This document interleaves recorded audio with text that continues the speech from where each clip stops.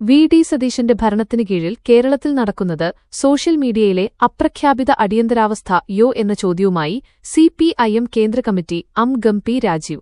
കേന്ദ്ര സർക്കാരിന്റെ IT. Rules 2021, the information technology intermediary guidelines and digital media ethics code rules 2021 ദുരുപയോഗം ചെയ്ത് തങ്ങൾക്കെതിരെ ഉയരുന്ന വിമർശനങ്ങളെയും ജനശബ്ദങ്ങളെയും അടിച്ചമർത്താനാണ് സംസ്ഥാന സർക്കാർ ശ്രമിക്കുന്നതെന്നും പി. രാജീവ് വിമർശിച്ചു. മെറ്റ പ്ലാറ്റ്ഫോമുകളിൽ സർക്കാരിനെയും മുഖ്യമന്ത്രി വി.ഡി.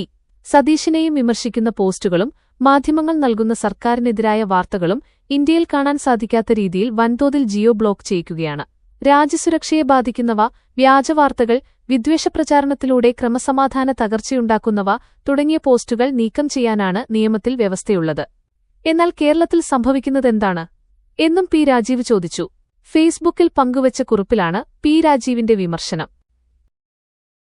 21 ലക്ഷത്തോളം സന്തുഷ്ടരായ ഉപഭോക്താക്കളും 2 ലക്ഷത്തോളം തിമിര ശസ്ത്രക്രിയകളും പൂർത്തിയാക്കിയ മലബാറിലെ ഏക കണ്ണാശുപത്രി Alsalama eye hospital, hospital road, Perinthalmanna. വ്യാജവാർത്തയോ ക്രമസമാധാന പ്രശ്നമോ ഉണ്ടാക്കാത്ത, സർക്കാരിന്റെ അഴിമതികളെയും ഭരണപരാജയങ്ങളെയും വിമർശിക്കുന്ന മാധ്യമവാർത്തകളും സാധാരണക്കാരായ ജനങ്ങളുടെ അഭിപ്രായങ്ങളുമാണ് വായടപ്പിക്കാൻ വേണ്ടി നീക്കം ചെയ്യിക്കുന്നതെന്നും പി. രാജീവ് കുറ്റപ്പെടുത്തി. മാധ്യമങ്ങളെ നേരിട്ട് നിരോധിക്കാതെ അവരുടെ സോഷ്യൽ മീഡിയ പോസ്റ്റുകൾ തടഞ്ഞുകൊണ്ട് പിൻവാതിലിലൂടെ മാധ്യമസ്വാതന്ത്ര്യത്തിന്മേൽ കടന്നുകയറുകയാണ് സർക്കാർ ചെയ്യുന്നത്. മോദി സർക്കാരിനെ ഉപയോഗിച്ചാണ് ഇത് നടപ്പിലാക്കുന്നതെന്നും ചില മാധ്യമങ്ങൾ റിപ്പോർട്ട് ചെയ്യുന്നു.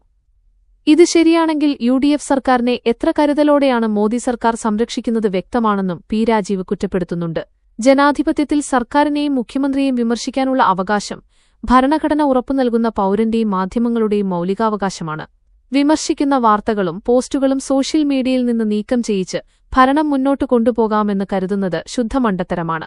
ഇതിനെതിരെ വലിയ രീതിയിലുള്ള പ്രതിഷേധം ജനങ്ങളിൽ നിന്നുണ്ടാവണമെന്നും ഫേസ്ബുക്ക് കുറിപ്പിൽ പി. രാജീവ് ചൂണ്ടിക്കാണിക്കുന്നു.